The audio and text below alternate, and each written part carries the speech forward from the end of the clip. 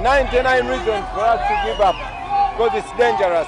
But there's one big reason for us to keep going. That is the love, the motivation, the support and solidarity. The election hasn't started yet, but Uganda already feels locked down. Not with tanks in the streets or sirens in the air, but with something quieter and more effective. A tightening. Rallies are allowed, but watched. Voices are free, but measured. Phones work until they suddenly don't. Nothing looks extraordinary on the surface, which is exactly why it works. Power doesn't need chaos when it can engineer calm. This is how modern control announces itself, slowly, legally, and just early enough to shape what comes next. The vote is approaching, but the environment has already been prepared. The rules feel fixed, the outcome feels rehearsed, and the space for surprise is shrinking by the day. But this time, Bobi Wine is speaking up against control. Let's get into it.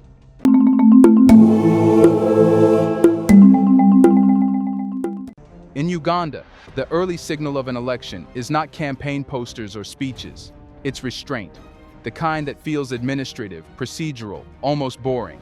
Permissions take longer. Police presence becomes routine. Public gatherings are suddenly under review. Nothing is technically banned. Nothing is officially shut down. Yet everyone feels it. The space is shrinking. This is the stage where power prepares the ground. Not through spectacle, but through anticipation.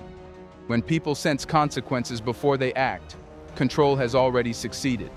You don't need mass arrests yet. You don't need curfews. You just need uncertainty. And Uganda, as it heads toward another election, is saturated with it. On paper, the country is doing what democracies do. There is an election date. There are candidates. There is an electoral commission. But the lived reality tells a different story. Political activity now feels like something that must be calculated, not for impact, but for safety. Attending a rally isn't a civic act, it's a personal risk assessment. Speaking loudly isn't persuasion, it's exposure.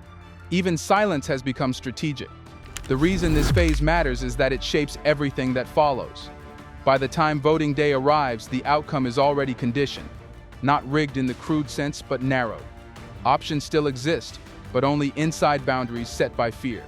This is how modern authoritarian systems operate. They don't crush democracy outright. They compress it until it fits comfortably within control. At the center of this compression sits Bobi Wine, though his presence is felt before he even speaks. The state does not wait for him to mobilize crowds. It reacts to the possibility that he might. That alone reveals the imbalance. When a government prepares more for one man's potential influence than for public trust, the issue is no longer competition, it's containment. What makes this moment dangerous isn't violence yet. It's normalization. Citizens are being trained quietly to lower expectations, to see surveillance as protection, to interpret restrictions as responsibility, to accept that this is just how elections are. Once that mindset settles in, resistance becomes harder, not because people are weak, but because the system has taught them that nothing will change anyway. And this is where the election stops being about votes and starts being about psychology. Control doesn't need to win every argument. It only needs to convince enough people that participation won't matter. When belief erodes, turnout becomes irrelevant, outrage becomes fragmented, and power doesn't have to prove legitimacy. It simply waits it out. This is the real opening act of Uganda's election. Not chaos, not confrontation, preparation. The state is not reacting to a crisis. It is calmly managing a scenario it has rehearsed for years. The question is not whether people will vote. The question is far more uncomfortable. What exactly is the system preparing itself to stop before the election even begins? What the system is preparing to stop is not disorder, it is momentum. And momentum, in Uganda today, has a name: Bobi Wine. The state's anxiety is not triggered by riots or armed rebellion. It is triggered by something far more dangerous to a long-entrenched ruler: belief. Wine represents the possibility that politics does not have to follow the old script, that power does not have to age in place, that loyalty is not inherited by time served. And that is precisely why the system responds to him before he even acts. Wine's journey into politics did not begin in elite institutions or military barracks. It began in music, culture, and popular frustration. That origin matters. He didn't arrive speaking the language of power. He arrived speaking the language of people who felt ignored by it. Over time, that connection turned him into more than a candidate. He became a signal that change was imaginable. And in a system built on permanence, imagination is a threat. This is why Wine does not move like a normal politician. His campaign is not organized around optimism. It is organized around survival. Every rally carries memories. Convoys attacked. Gunfire during the 2021 election. A driver killed. Detentions that left him beaten badly enough to require medical care abroad. Later, shrapnel injuries occurred during clashes with security forces. These are not footnotes. They are warnings written into his political life. The message sent by the state has been consistent. Popularity will not protect you. Visibility will not save you. If you gather people, the system will remind you what it controls. Violence in this context is not random. It is instructional. It teaches limits. It signals consequences. It tells both the leader and the followers how far belief is allowed to travel. Yet the pressure hasn't neutralized Wine. It has hardened him. That too alarms the system, because repression works best when it breaks people early, when it creates retreat, when it produces silence. Wine's refusal to disappear forces the state to escalate without appearing desperate, a delicate balance that authoritarian systems struggle to maintain. More importantly, Wine exposes a truth the government cannot easily counter. He is not dangerous because of what he promises to do in office. He is dangerous because of what he proves while out of office, that a challenger can survive, that fear can be endured, that power is not as untouchable as it pretends to be. This is why the system's response to him feels preemptive rather than reactive. The state does not wait for him to gain power. It moves to prevent the idea that he could. Control, after all, is most effective when exercised early, before hope turns into organization. But if one man can stretch the system this far, the deeper concern for those in power is not him alone. It is the people watching, learning and recalculating their own limits, which leads to the next, more uncomfortable reality. If the state is this focused on stopping momentum, how long has it been preparing itself to never let power change hands at all? It has been preparing for that moment for decades, quietly, methodically, and without ever announcing it.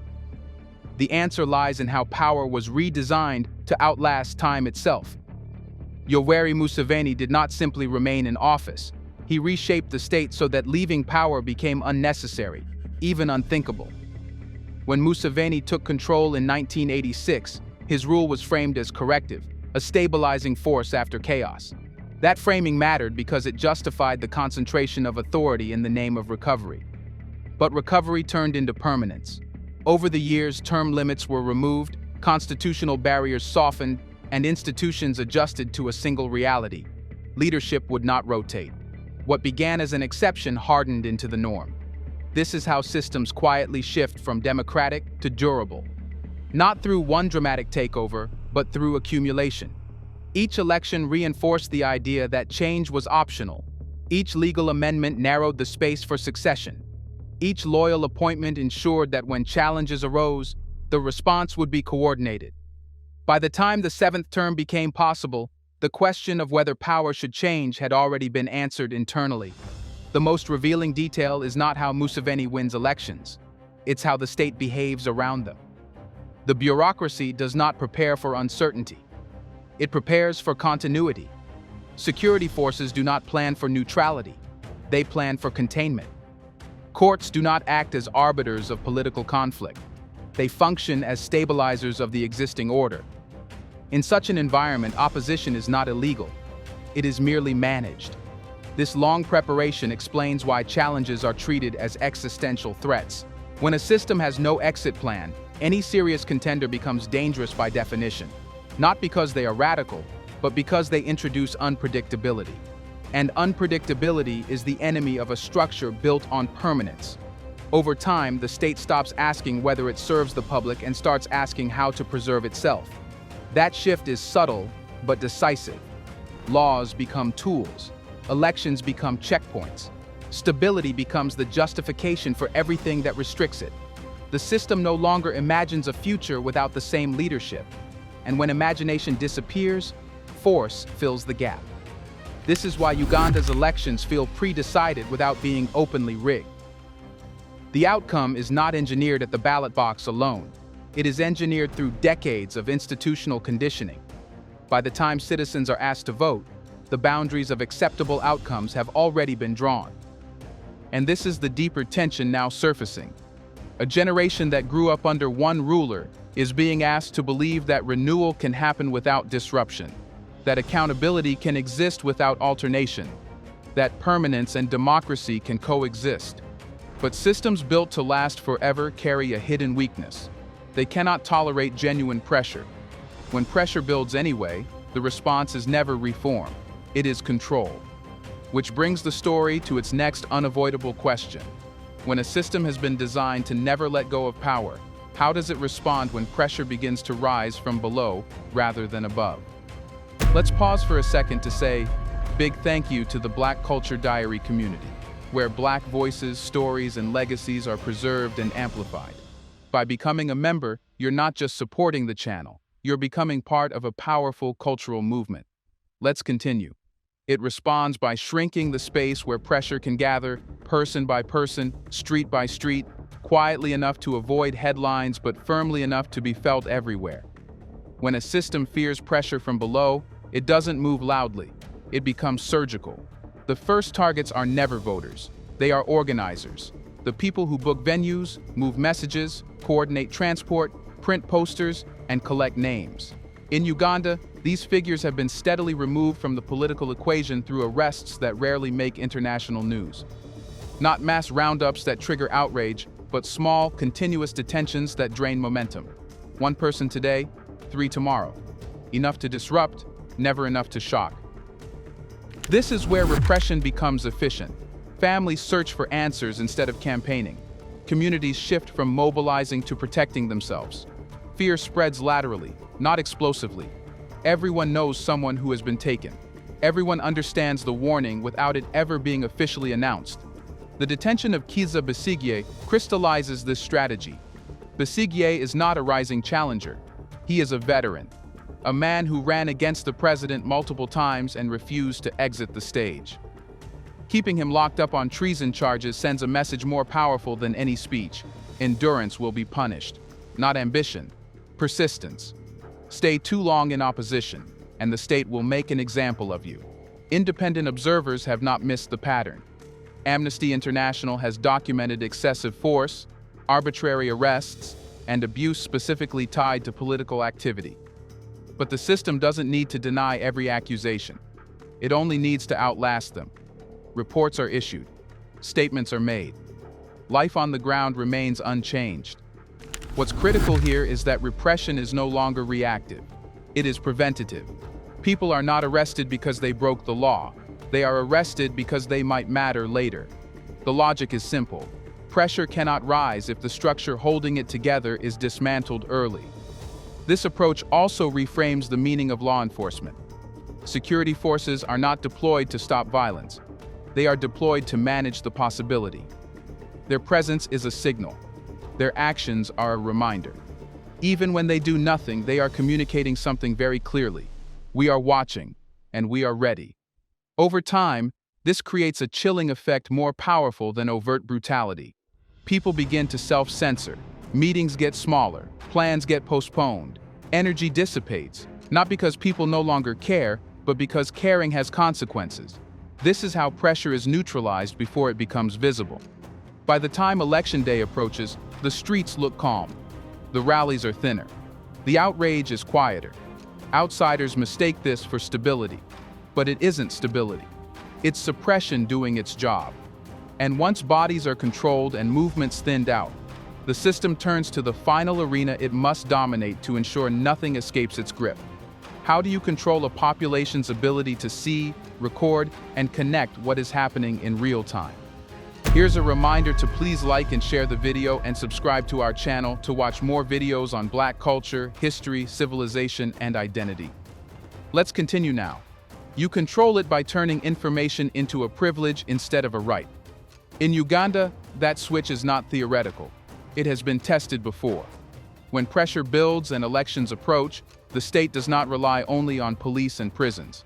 It reaches for the off switch. Internet shutdowns have become one of the most effective tools in Uganda's election playbook. They are not framed as censorship, but as security measures. Not described as repression, but as temporary disruptions. Yet their effect is precise and devastating. When the internet goes dark, coordination collapses, evidence disappears. Abuse becomes anecdotal instead of documented. People may still vote, but they can no longer prove what happened around that vote. This is why the timing matters. Shutdowns don't begin after results are announced. They arrive before, when organizing peaks, when monitoring groups prepare, and when citizens are most alert. The goal is not to stop democracy outright, it is to isolate it, fragment it, turn millions of people into disconnected witnesses who cannot compare notes. What changed this time is that the digital chokehold expanded beyond state infrastructure. Starlink, a service many saw as a workaround against state-controlled networks, restricted access in Uganda following government pressure. Official explanations focused on licensing and regulatory compliance. Politically, the signal was unmistakable. Even alternative channels can be closed.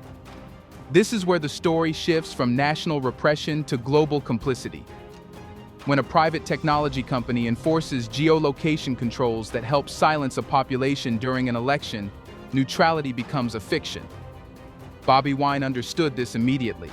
He did not argue about policy. He argued about responsibility. Wine publicly challenged Elon Musk, pointing out the contradiction between celebrating democratic values abroad and enabling digital darkness at home. His point was simple. You cannot claim to oppose authoritarianism while supplying the tools that make it more efficient. When connectivity is cut at the moment it matters most. Silence is no longer accidental. It is enforced. The power of internet shutdowns lies in how clean they look. No blood, no bruises, no images to shock the world. Just absence, no live streams, no viral clips, no collective memory forming in real time. What cannot be seen cannot easily be contested. What cannot be shared cannot easily become outrage. This is the final layer of control because it completes the loop. Bodies are managed through arrests. Movements are weakened through fear, and reality itself is blurred through disconnection. By the time the vote happens, the story has already been edited. But this tactic carries a risk that the system cannot fully control. Cutting communication does not erase awareness, it sharpens it. People know why the lights went out.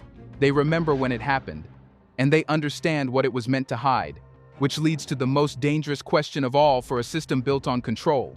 Once people stop believing what they are told and start trusting what they experienced, how long can power survive on silence alone?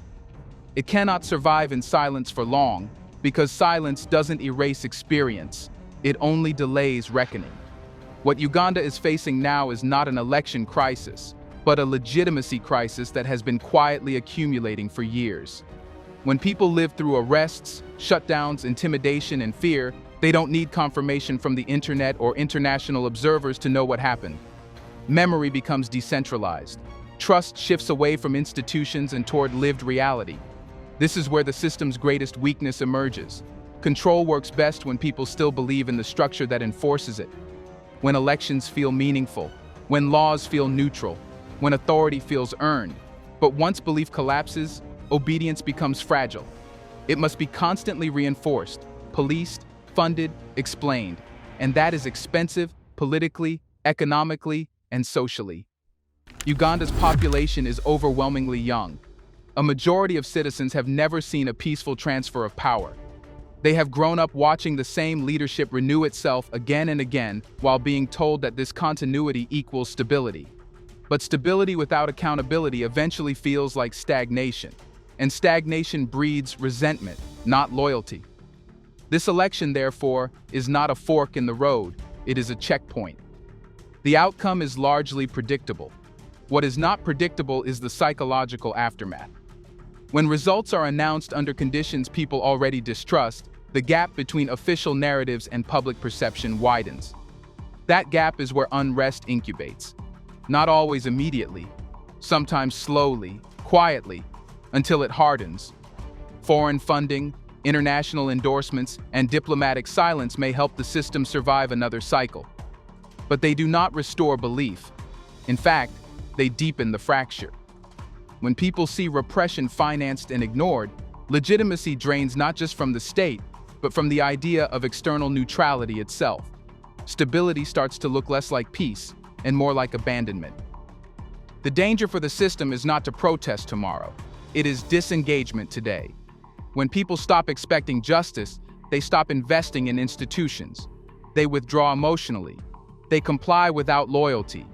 They wait. History shows that regimes often mistake this quiet for success. It isn't. It is deferred instability. What makes this moment different is that awareness has already spread, even without the internet, even without headlines.